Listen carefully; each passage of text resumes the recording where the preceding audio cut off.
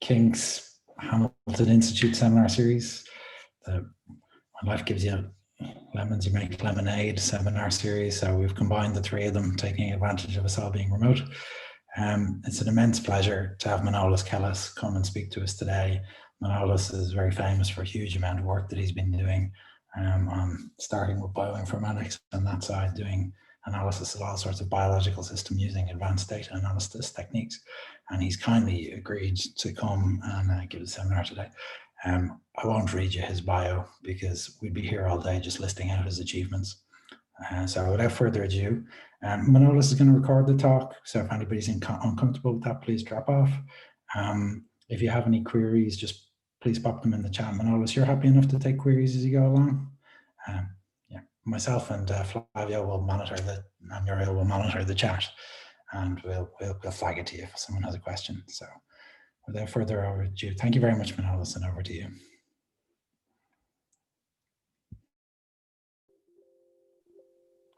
All right, thank you so much, Ken. Thank you all for joining, and please do interrupt me at any point. That's the whole point. We want to actually see other fellow human beings nowadays.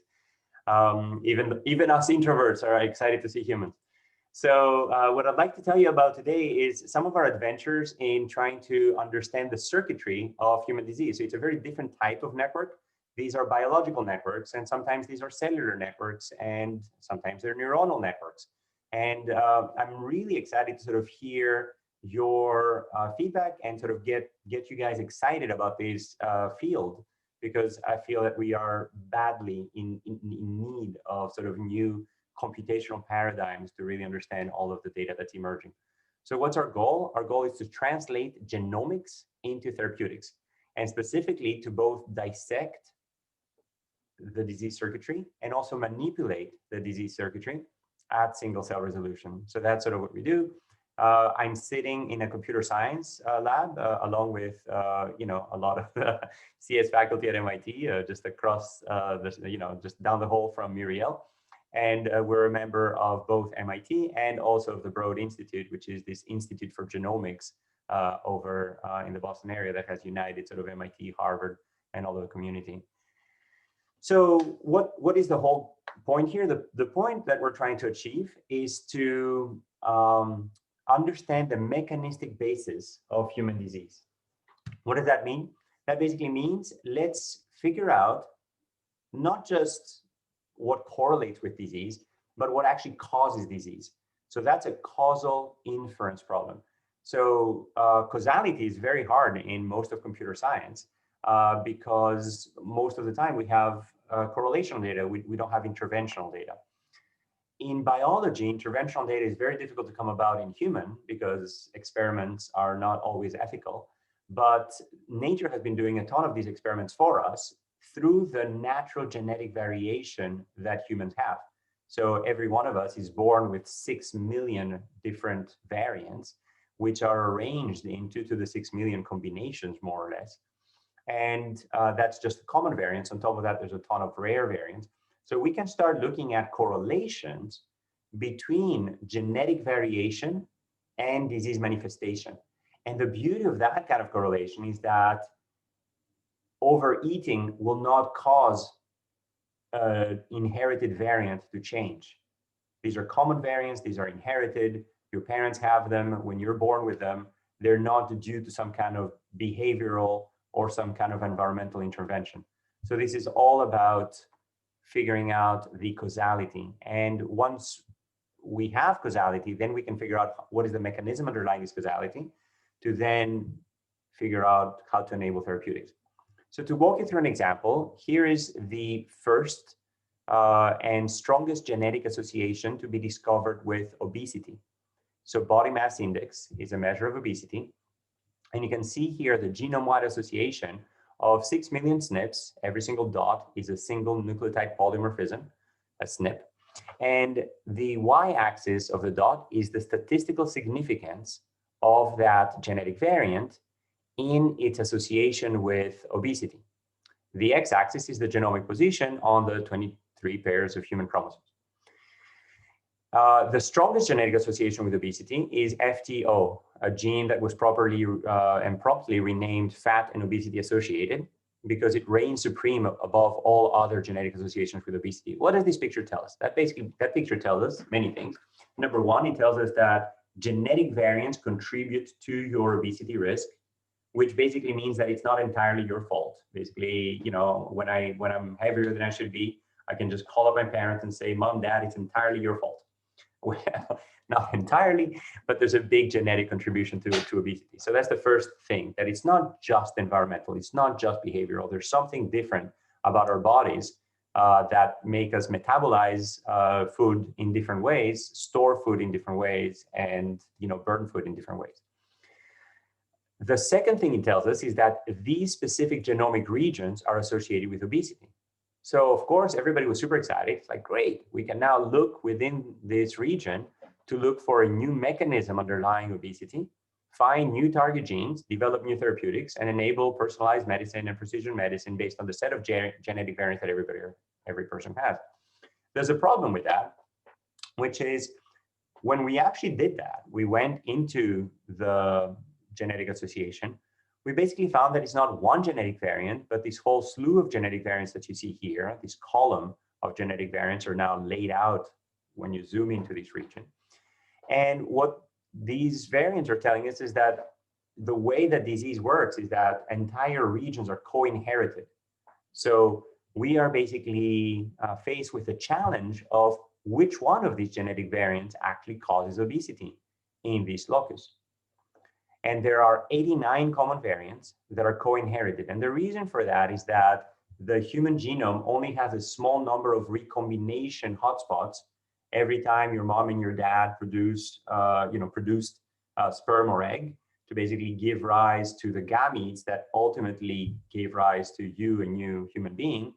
They didn't just cut out their genomes completely randomly between your paternal and your maternal your paternal grandfather and your paternal grandmother and your maternal grandfather and your maternal grandfather. They basically rearrange the genome in very specific hotspots driven by, PRDM9, a protein that binds and creates these hotspots, which basically means that entire segments are co-inherited. That creates a massive problem, which means that we don't know which one of those co-inherited genetic variants is responsible. So that's where we come in. We basically say, okay, great, no problem. We're going to figure out the circuitry of every single nucleotide of the genome, figure out what every single one of these nucleotides does across all 6 million common variants, and in fact, across all 3.2 billion nucleotides of the human genome while we're at it. And then we'll be able to say, well, which one of those is most likely to be functional? And that's basically what we've done. And that's what I'm going to talk to you about today. So how do we systematically annotate every single nucleotide of the human genome, figure out where it acts, and how they're all interconnected to each other. And we're going to use that to now go back and annotate tens of thousands of genetic variants associated with hundreds of different disorders. So looking at this example, what we're seeing is that the true target gene for FTO is in fact not this gene at all. It is in fact two different genes that are sitting 1.2 million nucleotides away and 600,000 nucleotides away. How is that even possible? Why is it not the FTO gene like everybody assumed? So basically, as soon as this discovery was made in 2007, that FTO is the strongest genetic association with obesity, everybody went into this locus. They were super happy because they only found one gene encoded in that locus. And they said, aha, that's our target gene. Let's go after it. And they probably spent hundreds of millions of dollars understanding every aspect of the biology of this gene to only realize after our paper was published that this was a red herring, that the FTO gene has nothing to do with the genetic association with obesity. The reason for all that is that none of these genetic variants perturbs the protein of FTO. You can see here that the FTO gene has a very, very, very long first intron, a tiny little second exon, a very long second intron, a tiny little third exon, and so on and so forth. So all of these genetic variants in this FTO association are in fact non-coding. They're all in the intron of the gene, or in general, across 93% of disease variants, they're all sitting in non-coding region. So that basically means that we don't know what the causal variant is. We in fact don't even know what cell type this region might be acting in. The power of genetics is that we can discover which regions are associated with disease, even if we don't know how they work. The downside of genetics is that after we've discovered these regions, we still don't know how they work. So that basically means that we don't know the target gene, we don't know the cell type, we don't know the relevant pathways, and we don't know the mechanism. So what we do in my group is that we systematically integrate this genetic data with large-scale experimental data that we ourselves generate or that we generate in the context of consortia. And what is this data? This data is basically, number one, RNA expression. This is basically how expressed is every gene. And number two, it's the accessibility, the modifications, and the epigenomic landscape of the genome. So number one, how is RNA produced from every region in every cell type of the human body? Number two, how is the epigenome changing? And the epigenome is the stuff that's on top of, that's what epi means in Greek, on top of the genome. And the epigenome is basically made out of DNA accessibility, histone modifications, and DNA methylation. They basically tell the genome which pages of the book of life that it has inherited for every one of its cells are important for every cell type that it needs to encode. So basically, my neuronal cells express a very different subset of genes than my liver cells. And this is enabled in great part through the epigenome that basically serves as a layer of memory of what parts of the genome are important and what sets of genes and what sets of control regions. The epigenome is also extremely important, basically telling us where are the regulatory regions of the genome. And you can see here the different colors of chromatin. These are encoded through chemical modifications of the histones, and they are basically remembering which regions are promoters, that's where transcription starts, which regions are enhancers, that's distal regulatory regions that control target genes in a cell type specific way, which regions are transcribed, and so on and so forth. So depending on the histone modifications and this decoration of the epigenome, you know which regions are important. So we basically systematically profile RNA and epigenome across hundreds of healthy tissues to build references for every cell type, but also across different individuals to basically understand how the epigenome varies from person to person, and also how the epigenome changes in the context of disease and how is transcription changing in the context of disease. So that basically gives us a handle to understand when we find these genetic associations with, say, FTO in obesity or with ApoE in Alzheimer's, then what is the underlying function of these associations? So we basically generate all these data sets, and then we integrate all these data to predict driver genes, regions, and cell types where these regions are acting. So we're using a lot of Bayesian inference models, a lot of deep learning models, a lot of sequence modeling, patterns of association, causality modeling, etc. And then when we have these predictions, we basically validate these predictions in human cells and in mouse models, and of course, disseminate the results and start all over again. So what this leads to is a circuitry.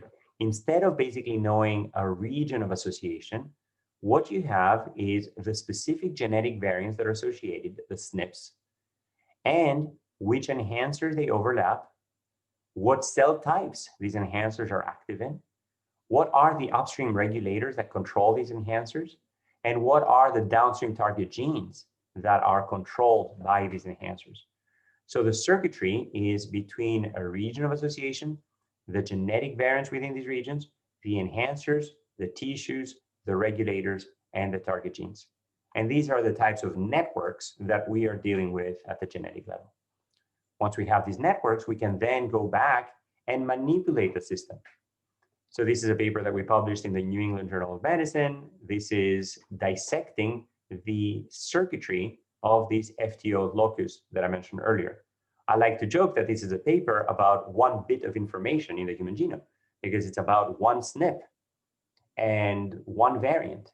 And that SNP is basically changing a T into a C. So that SNP basically perturbs AT-rich motif. That perturbation causes this AT-rich interacting domain protein to no longer bind its lovely AT-rich motif. Now it has a C and it doesn't like that motif anymore. So not being able to bind means that this region here in the FTO locus is de-repressed. And that region encodes a massive super enhancer that turns on IRX3 and RX5 when they should not be turned on. So loss of the motif means loss of binding, loss of repression, and then overactivation of these genes in obese individuals. What do these genes do? Again, through a lot of computational and experimental analysis, we basically found out that these genes are master regulators of a process known as thermogenesis, so generation of heat. And thermogenesis basically happens inside your fat cells. When you have excess calories that you don't want to store, you can burn them as heat. How do you burn calories? By depolarizing your mitochondrial membranes, causing proton transfer, reduction of the gradient that sort of causes that energy, and then dissipation of energy as heat, as opposed to storage of energy as high energy molecules known as lipids in your lovely adipocytes known as fat. So basically, if you can't burn energy anymore, you store it as fat. So my parents very nicely gave me two risk alleles for this FTO locus. So luckily, I married someone who's homozygous non-risk. So she's much more on the lean side, and our kids are all heterozygous, which is kind of cool. But that basically means that I have to watch my diet, because otherwise I will simply store every excess calorie as heat. So why am I telling you on this? Because I want you to get excited about the fact that if we use experimental methods to get all these data, computational methods to integrate all these data, we can then use a whole new generation of manipulation tricks to reverse the circuitry, to actually reverse the disease phenotypes. And that's where therapeutics come in. So we basically shown that knowing that circuitry allows us to now go and manipulate these genes, either the upstream regulator or the downstream genes, or even use CRISPR-Cas9 genome editing to go and change that one nucleotide from risk to non-risk and from non-risk to risk, and then switch back and forth between lean and obese phenotypes at every one of those levels. If you look at this single nucleotide editing out of 3.2 billion nucleotides in the human genome, I mean, it doesn't get much more precision medicine than that. So out of 3.2 billion nucleotides, we're able to go and change one nucleotide.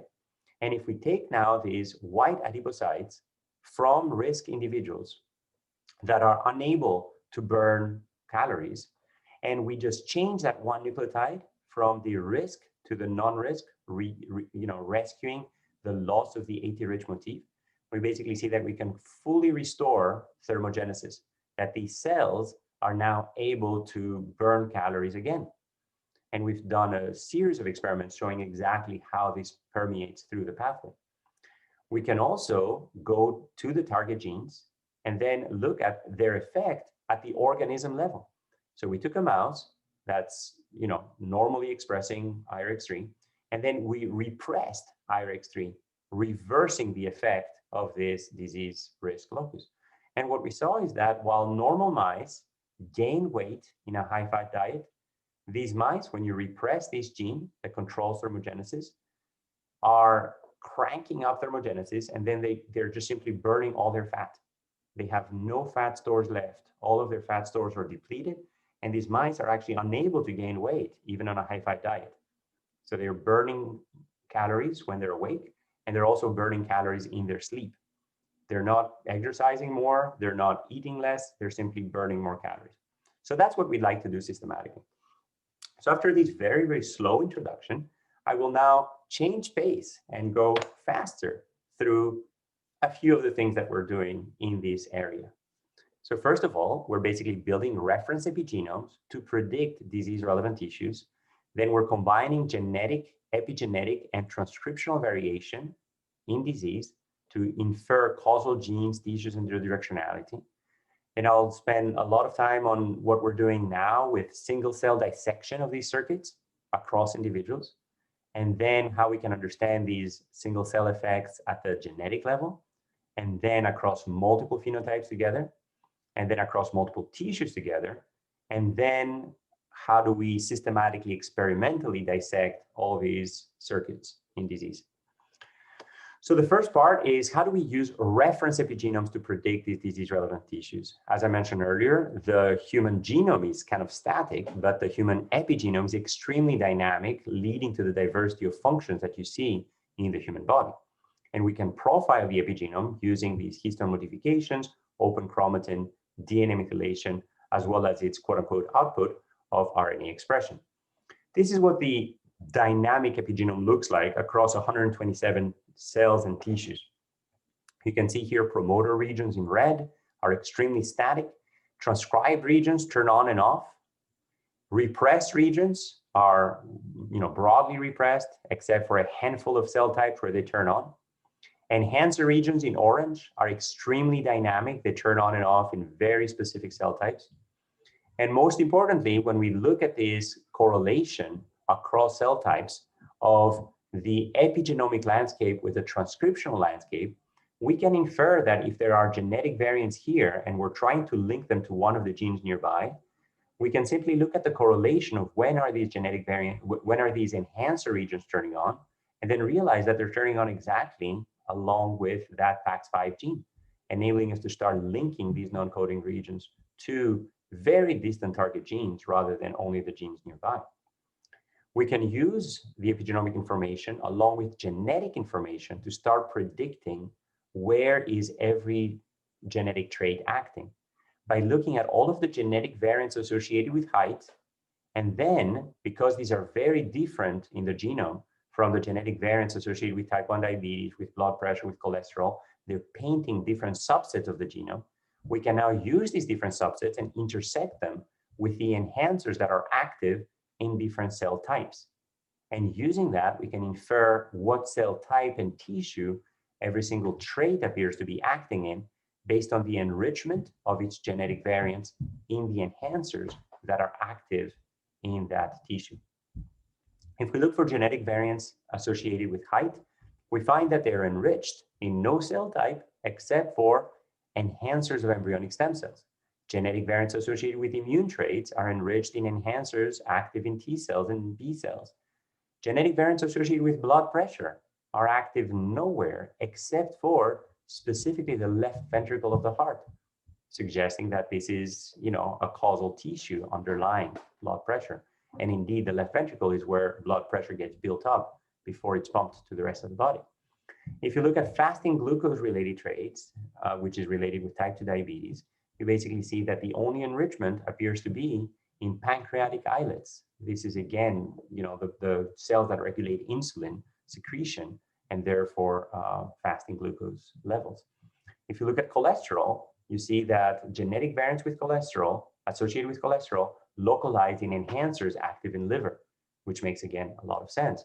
If you look at inflammatory bowel disease, you see inflammatory cells, so T cells and B cells, but also bowel disease, you see enrichment in digestive tissues, which makes a lot of sense. So we're ready to start placing some bets. I want you all to think, where would Alzheimer's light up? Well, probably the brain. So let's look at brain for Alzheimer's. Oops, I hope you didn't lose too much money. The problem here is that the brain is composed of many different cell types, the vast majority of which are neurons, astrocytes, and oligodendrocytes.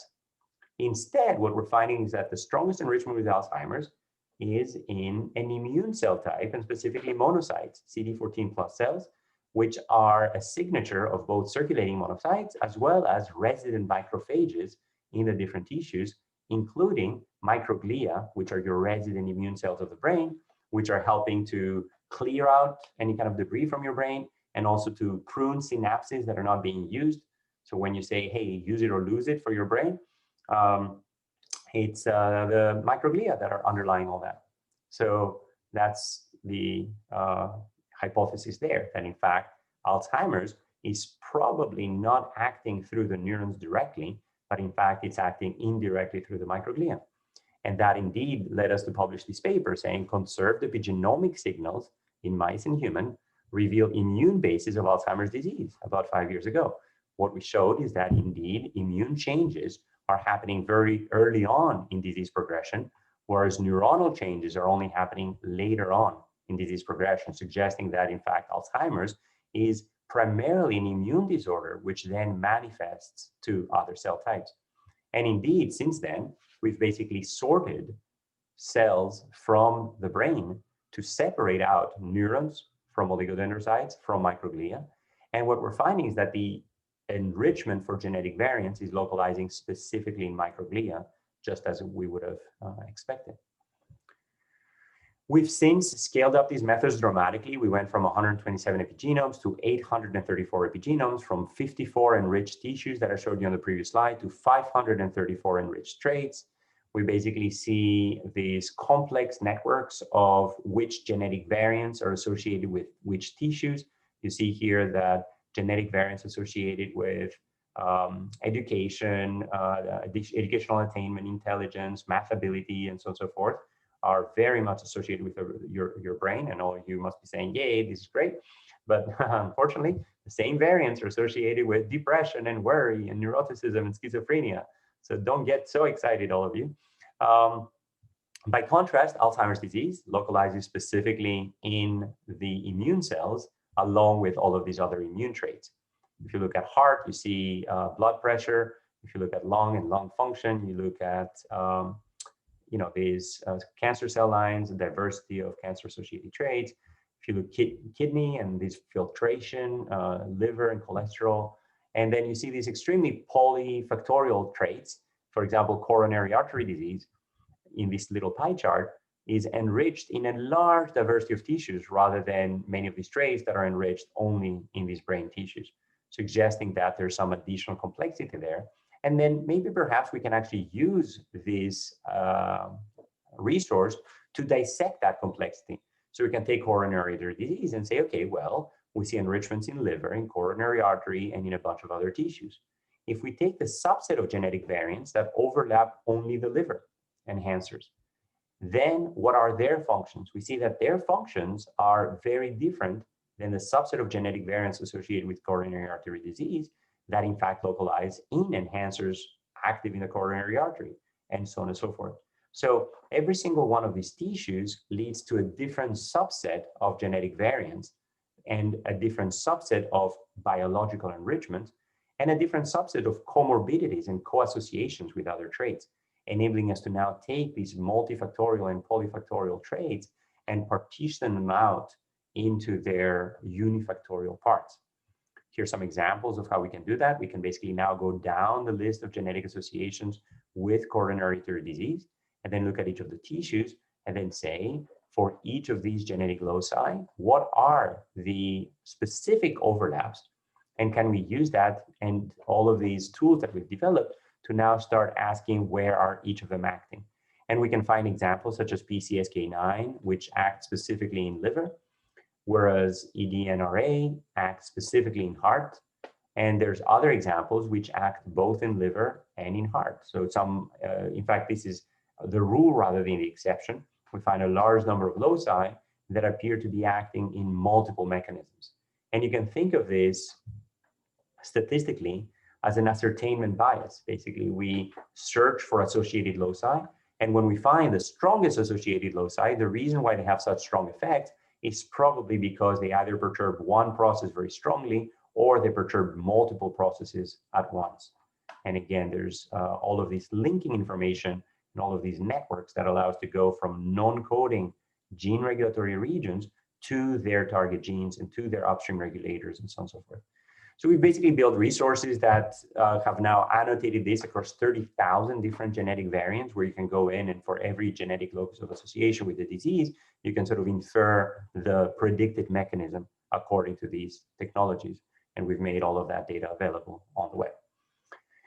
The second challenge is not just reference epigenomes, which basically makes the untrue assumption that all of us have exactly the same epigenome, but instead look at epigenetic variation across individuals along with transcriptional variation across individuals and in the context of their genetic variation as well. The goal is to bridge this very long gap between genetic variation and disease.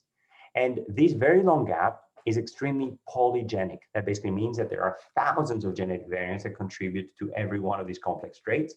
Each of these variants only minutely. There are thousands of variants that contribute to height. Every one of them is 1/10 of a millimeter in height.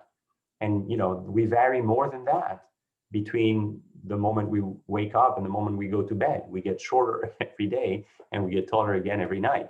And these genetic variants have a statistically recognizable effect, but it's a tiny effect. So what we're trying to do is actually bridge the gap between these very long paths to basically identify how are these genetic variants acting in, say, Alzheimer's disease through the specific tissues they act in, the cell types within the tissues, the control regions, the target genes, the intermediate phenotypes, these endophenotypes such as amyloid beta in Alzheimer's, and ultimately disease.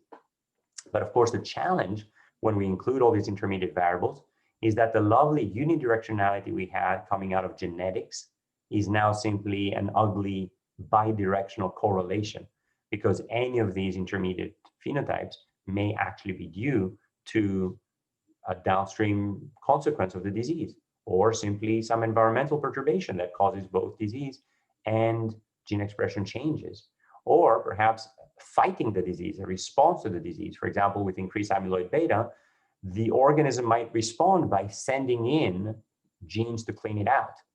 And we might mistake the firemen for the arsonists if we don't infer the correct directionality of effect there. So the way that we do that is, again, there's statistical methods, including Mendelian randomization, which is using genetic variation as an indicator variable, effectively doing a virtual randomization by asking, I'm going to randomly assign individuals into one group or another group according to their genotype, and I'm going to see what is the effect of that gene on the phenotype. So you're basically using this as an indicator variable, and then you're asking, is that intermediate effect mediating the effect of that genetic variable on the phenotype? So we've applied these methods to a beautiful data set that we've been collaborating on with David Bennett for many years now. So we've now contributed massive amounts of data from our own experimental lab to this cohort. And this is the ROSMAP cohort, Religious Order Study and Memory and Aging Project, that David Bennett assembled. And we've basically been looking at genetic variation, epigenomic and transcriptional variation, and disease variation. The first arrow is basically telling you how is genetics influencing the epigenome. And that first arrow is extremely powerful. This is 50,000 genetic loci, where if I know your genetics at birth, I can predict your epigenome at 93 years of age very well. So that basically tells us that if I have the genetics of a person, I can actually impute their epigenome. And the p-values here are astronomical. This is 10 to the minus 300. So we can use this G2M correlation to start predicting the intermediate molecular phenotypes, such as methylation or transcription, and then use the correlation between methylation and disease to no longer have a bidirectional arrow, but to have a unidirectional arrow again, because this is not looking at all of methylation. This is just the imputed methylation, which I can impute genetically, i.e. the genetic component of methylation, enabling me to get directionality back, and to also to get causality back, and to also get the specific tissues where these variants are predicted to be acting and the specific mechanism of action. So we've done this across methylation, across transcription, to basically infer intermediate genes and regulatory regions that mediate the effect of genetic variants on disease. And that allows us to now understand what are the genes that mediate the effect of genetic variants in genome-wide significant loci in purple, but also to discover additional loci in gray, which did not reach genome-wide significance using the genetics alone, but now do so using the phenotype. We've since been expanding to single cell profiling. So we've now been working on Alzheimer's and frontotemporal dementia, Lewy body dementia, ALS, Huntington's, psychosis in AD, schizophrenia, bipolar, Down syndrome, autism, depression, suicide, PTSD, and aging. In each case, looking at dozens of individuals and a total of 1,500 postmortem brain samples, looking across all of the major human cell types in the brain, and across more than 7.5 million individual cells. We've also been looking across multiple brain regions, up to 7, and then across both single-cell RNA datasets and single-cell attack datasets. This is what the data looks like. So every single dot here is a cell, and it's arranged in a two-dimensional manifold, in which we're embedding this super high-dimensional data, which is about 10,000 dimensional, 1 dimension for every gene that we can reliably measure in those cells. The first thing you'll notice is that the expression patterns of those cells are clustering them according to the cell type where they're coming from. Excitatory neurons cluster separately from inhibitory neurons. In fact, you see multiple subclasses of inhibitory neurons, which again correspond to their function: oligodendrocytes, OPCs, progenitor cells, and then astrocytes, endothelial cells, microglia, and so on and so forth. And we've now done this across, for example, 48 individuals in this picture. This is a paper that we published in Nature just last year with Li Wei Tsai and Hans Reddy Mattis, as well as Jose Davila and Shehin Mohammadi. We basically looked at 24 individuals that are asymptomatic, and then another 24 individuals that are either early or late stage disease according to their loss of cognition and their increase in many of these pathological variables such as amyloid and neurofibrillated tangles. And what we're finding is that every single one of the major cell types can be subdivided further, completely unbiased, into a subset of disease and non-disease associated cells: low and high amyloid, early Bragg stages and late Bragg stages, low cognitive decline and high cognitive decline, AD and non-AD.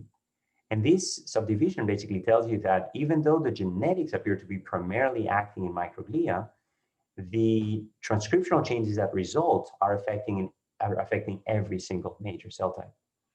And the other major realization is that cells from female individuals are dramatically enriched for the disease-associated subsets of cells, where cells from male individuals are enriched for the healthy subsets of cells, suggesting that women have much worse transcriptional pathology than men, even though they were selected to have the same amount of tissue level pathology and cognitive decline, suggesting perhaps that women are more resilient to this phenotype.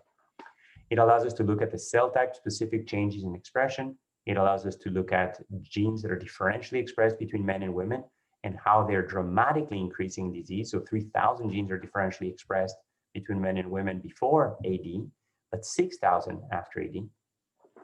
We're able to paint the single cell accessibility landscape and use the correlation between RNA changes and DNA accessibility changes at the single cell level to start predicting target genes for every one of these genetic variants associated with different different brain disorders.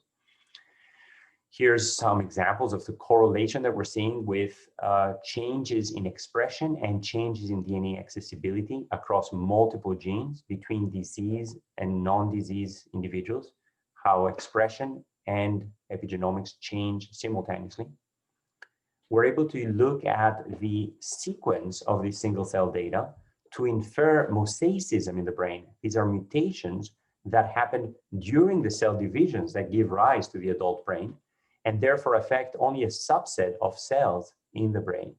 And those mutations accumulate predominantly in these still dividing cells, but less in the post-mitotic cells, such as excitatory and inhibitory neurons that no longer divide, except for these disease-associated neuronal cells that are accumulating many more mutations. We also see a lot of changes and differences between male and female individuals in the mutational burden, as well as between amyloid and non-amyloid individuals. And we can see this disease mutational burden concentrated in specific tissues and cell types. We just posted a paper on medRxiv just a few weeks ago on single cell dissection of schizophrenia. And what we're able to do now with new technologies and new computational methods is look at this dramatic diversity of excitatory neuron and inhibitory neurons in schizophrenia to start localizing the genetic variants associated with schizophrenia to specific cell types where they act and specific genes that are differentially expressed by these genetic variants. And then we're able to also predict this overall expression-based signature of schizophrenia.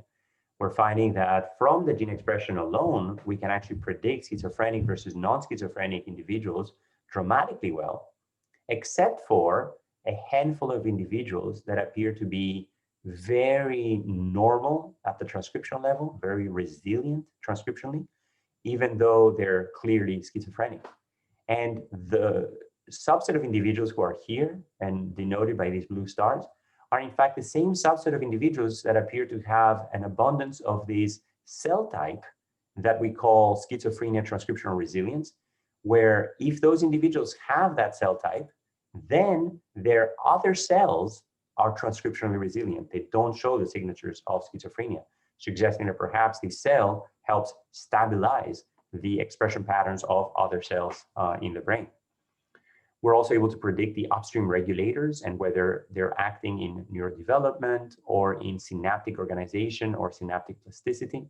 We're able to find modules of master regulators that are associated with genetic signal for both schizophrenia and other neurodevelopmental disorders, and show how these transcription factors are in fact acting both in embryo development and in adult synaptic wiring. With ALS and FTD, we're able to find a large number of tissues and cell types and pathways that are differentially expressed at the single cell level. With Huntington's, we're able to find that these indirect pathways, spiny projection neurons, are in fact losing their distinct identity in the context of Huntington's disease. And these are thought to, in fact, underlie the disease. And what we're seeing is that transcriptionally, there's dramatic alterations. We're able to look at different regions of the brain and how neurons are dramatically differently expressed, but also astrocytes, oligodendrocytes, and glial cells in general are dramatically different, whether you're looking at the cortical or subcortical regions. You see dramatic differences in expression. We're able to use the single cell profiles to actually start positioning in 3 dimensions within substructures of the brain, specific cells that have signatures of pyramidal cells or granule cells, and that are associated with the dentate gyrus, CA1, CA2, CA3 regions of the hippocampal area, or the subiculum and other nearby regions. And that basically indicates that there's sufficient information in the single cell data to actually capture spatial information about the organization of the brain. So we're now expanding that to start looking at a reference map of spatial transcriptomics, and then deconvolving these mini bulk experiments that basically capture dozens of cells within a little area to infer what are the individual cell types within them and how the cell type composition changes. And now we're finding that, for example, if you look at just marker genes for these Purkinje cells that are associated with SCA1, this neurodegenerative disorder, you basically see that these cells don't appear to be affected if you just look at the marker gene.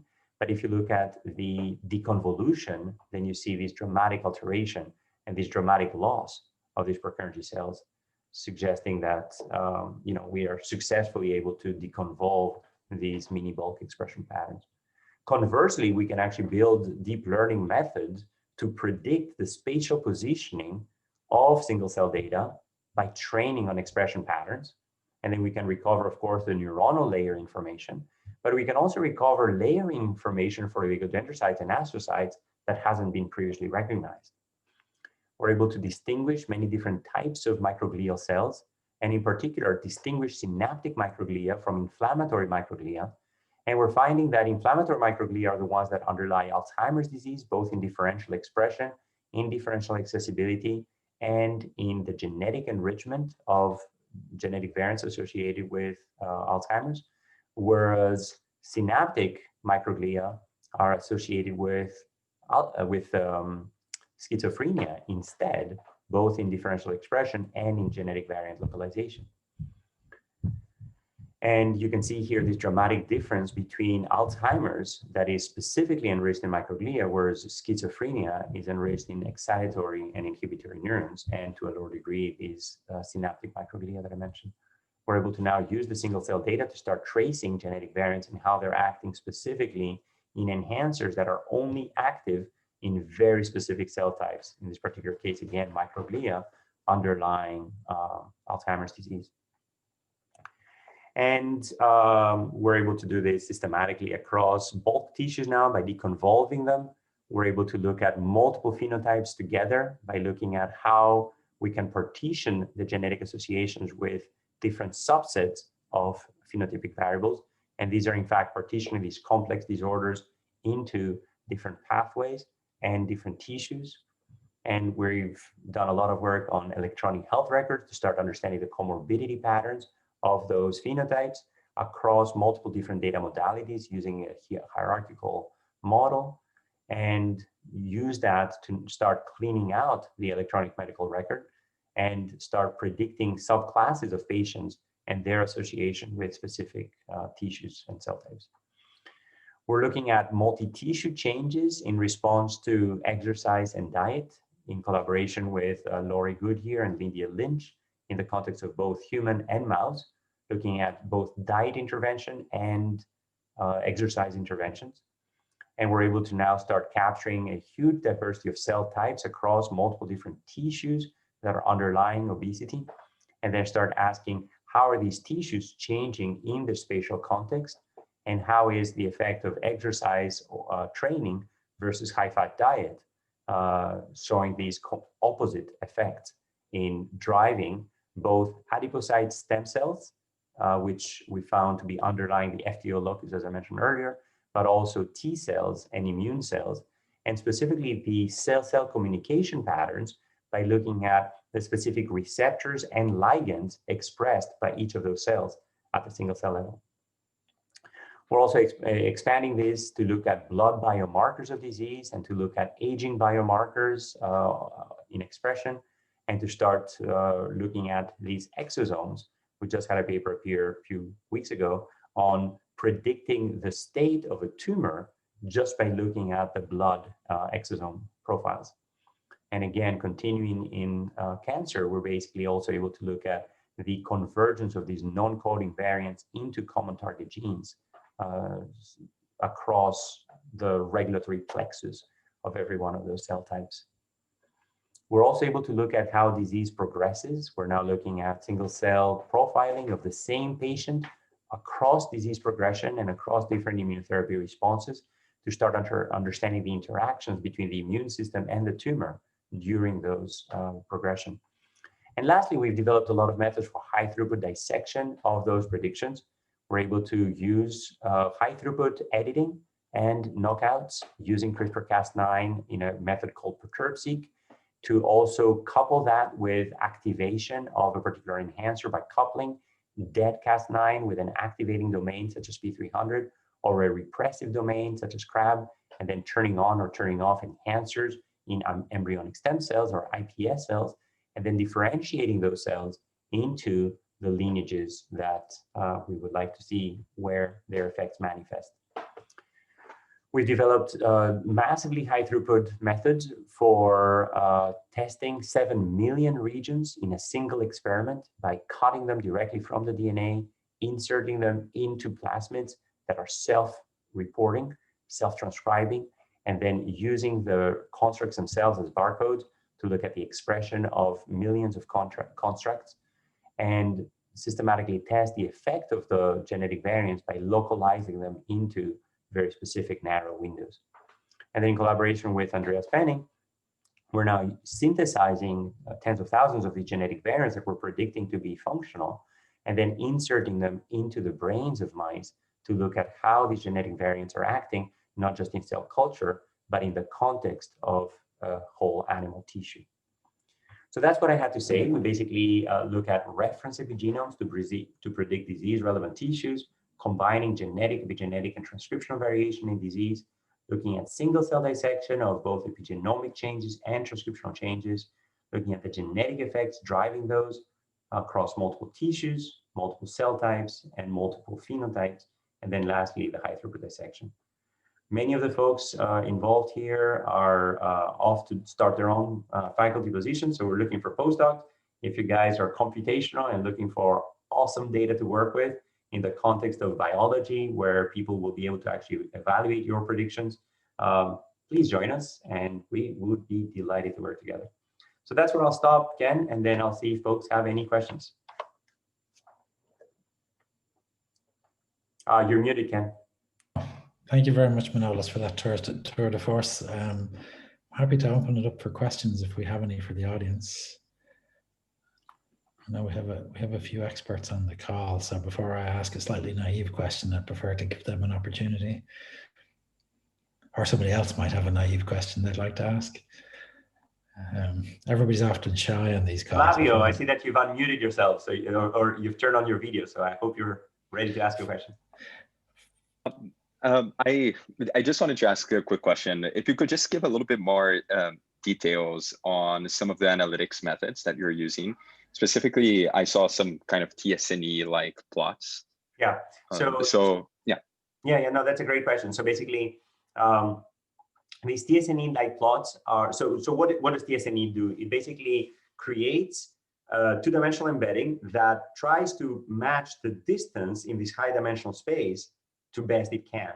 In this particular case, we've developed a new method we just published in Nature Communications, I think 2 weeks ago, called ActionNet. And the net part is a network, so we're basically not looking at sort of the distance metric anymore, but we're looking at a graph distance, where we've basically constructed a graph connecting all of the cells to each other in the context of these spatial expression profiles, and then laying out the graph rather than sort of the embedding in this space. And we found that this method works remarkably well in being able to sort of separate this large diversity of cell types. So yeah, there's an enormous amount of analytical and computational challenges underlying all this. And we're looking for all the help we can get, because frankly, these problems are enormously complex. Thanks.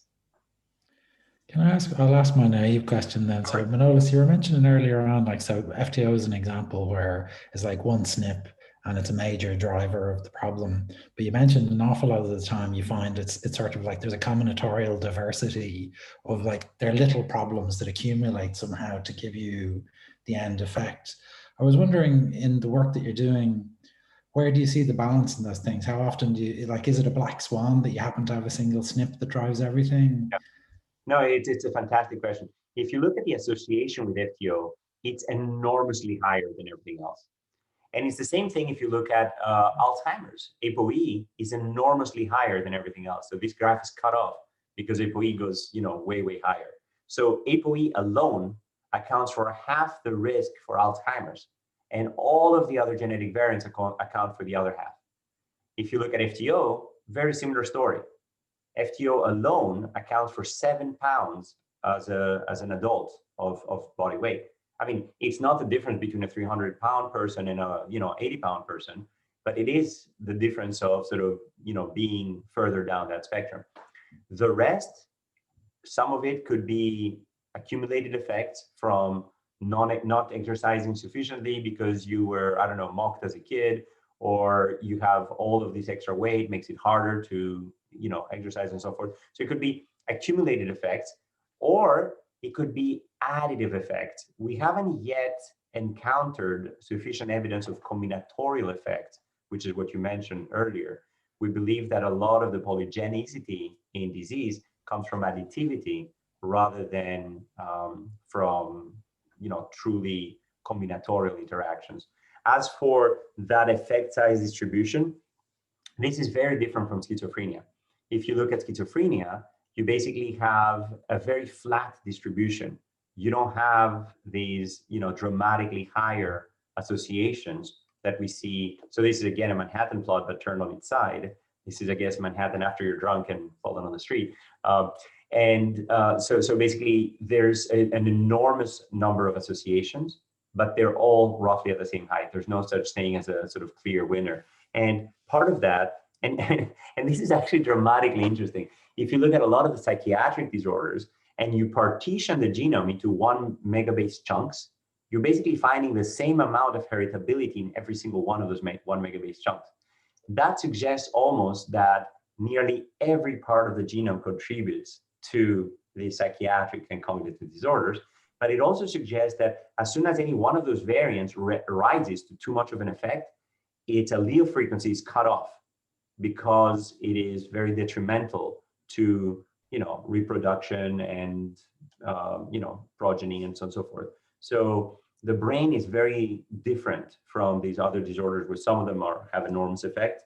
And these might have to do with just, I don't know, I'm not going to speculate, but anyway, I hope that answered your question. So basically, it's a mix of sometimes 1 or 2 exceptions that have a strong effect, but even that strong effect, 7 pounds is not enormous. But when we go in and we manipulate them, that's something that's extremely important to recognize. The genetic variant effect is only 7 pounds, but when we take the downstream target gene, the effect is enormous. And that's extremely important to recognize, that in therapeutics, we have the ability to go after minute changes and then turn them into big changes, because these minute changes are changing 1 nucleotide in an enhancer 1 million nucleotides away, and therefore they have a relatively modest effect on the gene function. But if you now perturb these genes directly, then the effect is dramatically higher. So yeah, makes sense. I guess that's what I was kind of asking, if in the sense of if you had something added to it, you might expect that it reflects itself in a master regulator somewhere downstream or something. So that's kind of what you're saying here, right? In that. Yeah. Yeah. So this is in fact a master regulator of a lot of other target genes, and that's why the effect is enormous. But in general, those master regulators are rarely directly targeted by disease, because selection wouldn't allow you to mess with it that much. Selection only allows minute changes that are tolerated evolutionarily. And for obesity, FTO was not an issue until we started overeating and exercising too little. If you look at longitudinal genetic association data in the Framingham study, you basically see that it's only after the war that FTO has any association with obesity.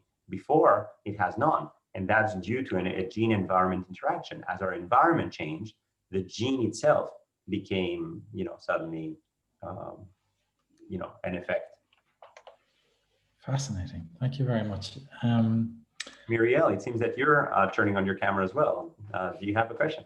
Oh, no. I have no intelligent question, but this as usual, it was a happy fire hose of information. Thank you so much, Manolis. Tom, you turned on your video. I'm wondering if you have a question. Go ahead. Hello, yes. Thanks very much for the talk there. You had a slide. In one case, you listed some medical conditions, and one of them jumped out at me there was PTSD. Yeah. So, it's one where the environment does play a huge role. Yeah. In whether someone suffers from it. And I wonder if you could just explain. So how much can you tell about that? Yeah. So this is trauma-exposed individuals, and then asking how many of the trauma-exposed individuals, in fact, developed PTSD. So it's really the genetic predisposition in the context of the presence of an environmental stimulus. And in fact, if you look at PTSD, military versus civilian trauma has dramatically different genetic underpinnings and also dramatically different biology, which is very interesting.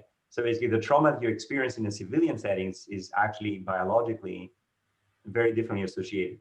In this particular case, we're collaborating with Nikos Daskalakis, who's a professor over at McLean Hospital, to basically look at how PTSD is associated with genetic variation and ultimately gene expression. How do we do that? We basically look at phenotypically the clustering of a large number of these variables, some of which are environmental, some of which are drugs, and some of which are, all kinds of cognitive evaluations. And then we're putting all of that in the context of a paper that we just published, I think, in Nature Medicine, that's basically looking at this mixer model. It's spelled MIX EHR for electronic health records.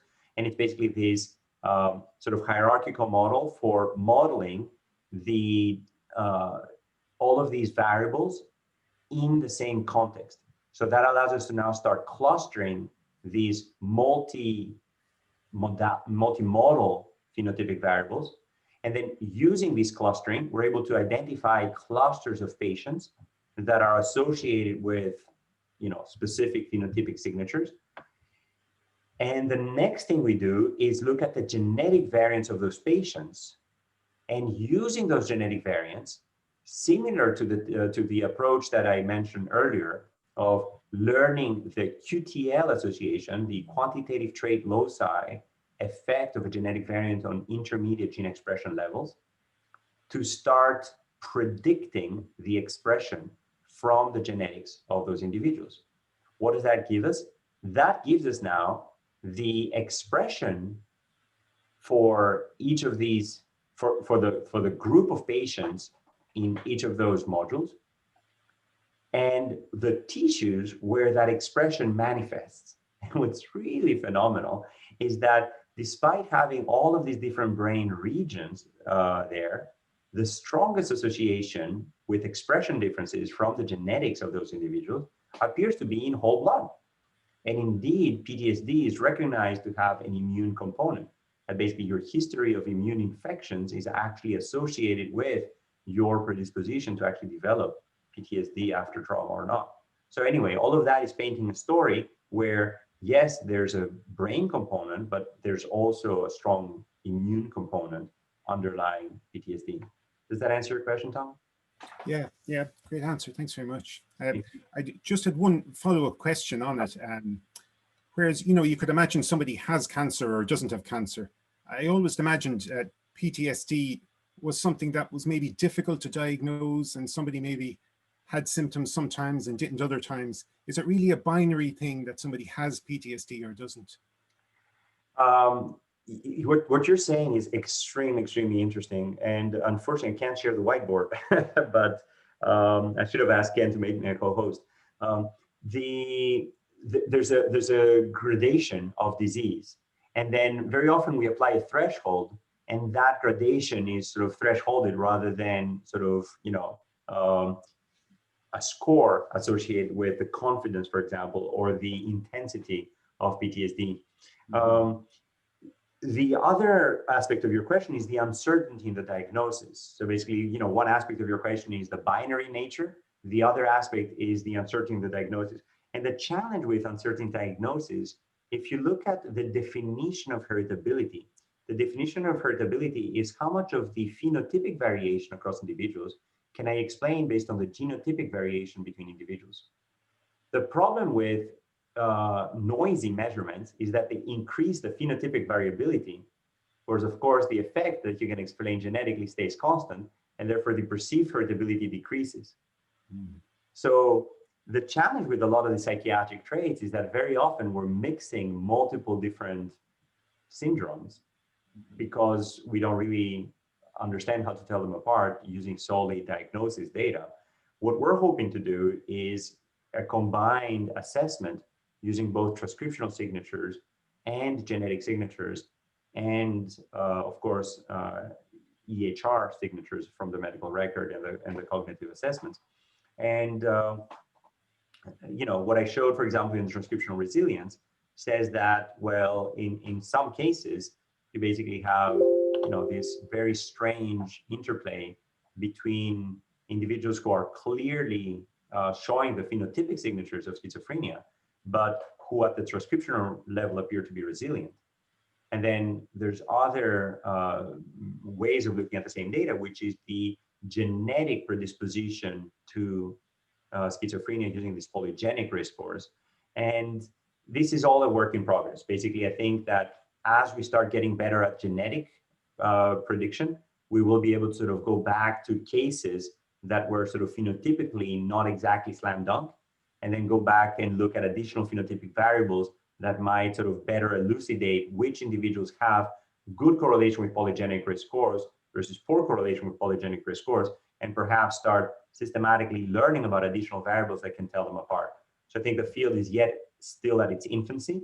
And I believe that a lot of the transcriptional, genomic, genetic, and epigenomic methods that we're working on will help inform perhaps even clinical practice in sort of assessing the agreement between the phenotypic variables and the molecular variables.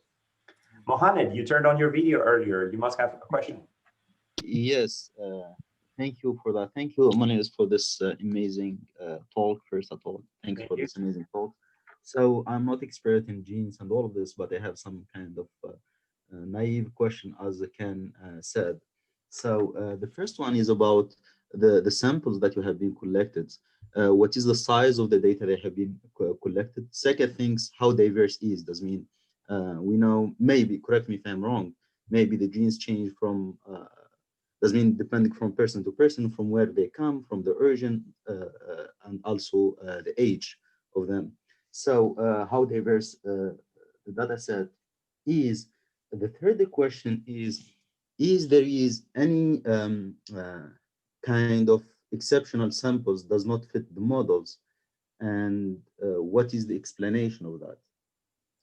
My last question is, which is the fourth one, is, and correct me if I'm wrong, does mean the genes, if I understand very well, genes, they change over time. Does mean from one generation to another's. Yeah. And did you think that these models will change over times? And did you have any study to track this changes? Does mean there is any model who can track this kind of change over time? Wow. So these are all fantastic questions, and it's hard to untangle them all. But basically, in terms of the diversity of samples, I showed briefly, we have multiple cohorts. Some cohorts are based on Alzheimer's, some are based on ALS, schizophrenia, Huntington's, etc. And the age ranges for those vary dramatically. So for the Alzheimer's individuals and the more aging cohort, we have individuals who range from 70 years old to 105 years old. For Huntington's and schizophrenia, it's much younger. For autism, it's way younger than that. And we're now doing a life course profiling to basically look at how brain changes across the lifetime of an individual. And the answer is obviously dramatically. But in terms of differences between different ethnic backgrounds, so basically Asian samples, African samples, Middle Eastern samples, South American samples, and so on and so forth, are genetically very, very different from each other. The African continent contains enormous, genetic diversity. Only a tiny subset of that was basically, sampled when the out of Africa event occurred, that then populated, Asia, Europe, and sort of the Americas.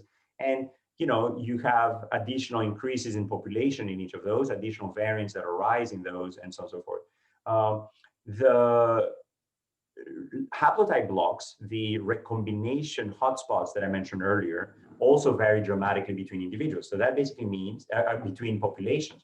And the reason for that is that the PRDM9 protein that I mentioned earlier is also very rapidly evolving. And the reason for that is that it loves a motif, but every time it finds the motif, it cuts that motif. That basically means that it's a tragic love story, like Narcissus, where every single time it sort of finds its love, the love goes away. Which basically means that the motif is very rapidly evolving and the protein itself is very rapidly evolving, and so on and so forth. And that has basically caused dramatic differences in the PRDM9 protein itself across different populations, which causes different recombination events in different populations, which causes different haplotype blocks in different populations. So that is actually a blessing, because we can actually do the same genome-wide association study in Africa, in Asia, and in Europe. And we're going to find slightly different boundaries, enabling us to fine map the loci. But by and large, the biology is more or less conserved.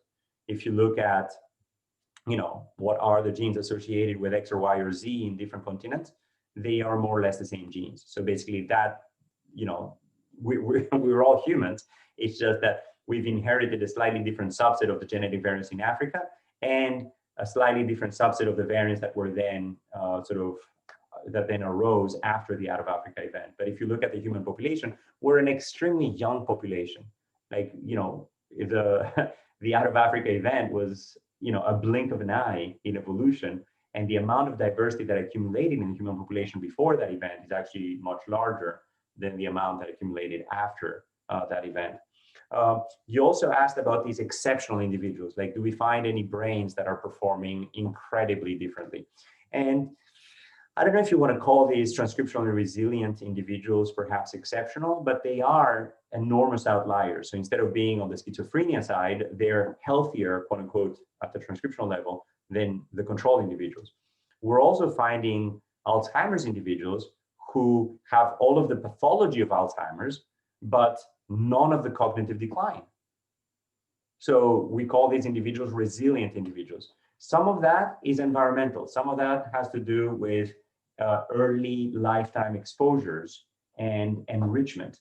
If you learn another language, if you're multilingual, if you read books, if you go to college, if you attend this Zoom talk, your risk for Alzheimer's is dramatically reduced. If you take mice and you put them in isolation and you take away their toys and you put them in a boring room, they develop Alzheimer's dramatically higher than enriched mice that have multiple games, or where you change the games every few weeks and so on and so forth. So the environment has an enormous impact on resilience, and this resilience has an enormous impact on whether you will develop disease or not. So basically, I also flashed a slide on the aging phenotypes. So basically, we can look at how fast are individuals aging biologically compared to chronologically. You can basically look at the chronological age of a person, build a predictor that tells you how old do I predict them to be, and then have that predictor be the quote unquote transcriptional age or the biological age, and then look at the deviation between the transcriptionally predicted age versus the chronologically measured age. And what we're finding is that individuals who are above this axis versus below that sort of diagonal are in fact faster ager or slower ager. And we're finding that we can in fact calculate an aging rate for each individual, and we can in fact predict genetic variants that are associated with faster agers or slower agers. So, in your genetics is written how fast you will sort of decay as you get older. And what we're finding is that this delta age is in fact an independent contributor to Alzheimer's than ApoE4. So, there's, multiple pathways to disease. And, some of those exceptional individuals are also the ones that are just slow agers. And then the last question you had was about transgenerational differences. How much is our genome changing? The answer is cognitively not a lot.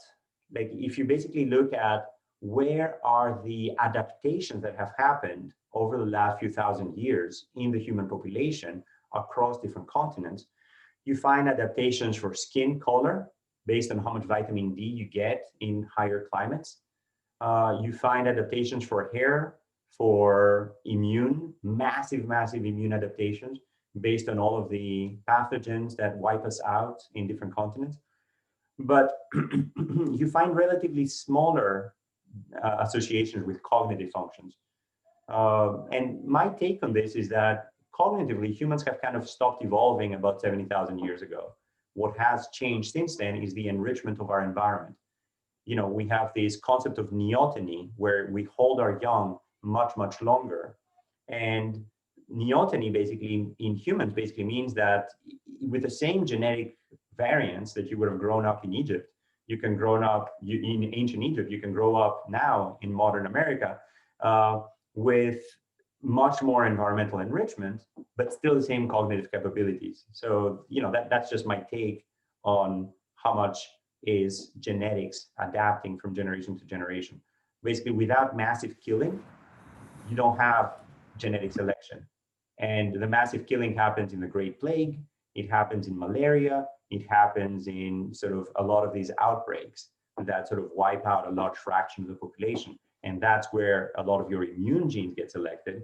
But very rarely will you see people just dramatically able to have more kids or less kids based on their cognitive performance.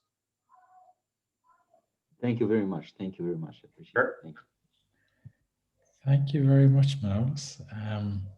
we've kept Manolis longer than we asked him for his time, but I think the questions were very good. So thank you very much for all those questions and answers. Thank you very much for the time, Manolis. That was fantastic, very inspiring. And I'll just thank you on behalf of everybody, because of course, Zoom being what it is. Yeah. If you want to hear a lot about all that stuff, I have a lot of talks on the web. I can put, let me put some links on that. And hold on one second before you shut off. Actually, you know what? I'll email you about those, so you can. Well, if you email me them, I'll put them on the announcement on the Institute webpage, so that if people want to see more, they know where to go. And thank you. let me reiterate: we're looking for computationally savvy people. So if you guys are sort of machine learning, computational folks, anybody who loves big data, we have way more data than you can imagine. And we also have the ability to experimentally validate your predictions. The beauty of what we do is that you can actually go in and intervene. So that basically means that you can actually have an enormous impact on human health, test causality models, just have a huge impact for your sort of machine learning skills and other skills. So please contact me and contact Muriel, contact Ken. We'd love to sort of collaborate with more of you. That's fantastic. Thank you very much, Manolis. We'll be sure to put the word out. For hosting me. Such a pleasure. Bye-bye. Thanks Okay, a lot. pleasure.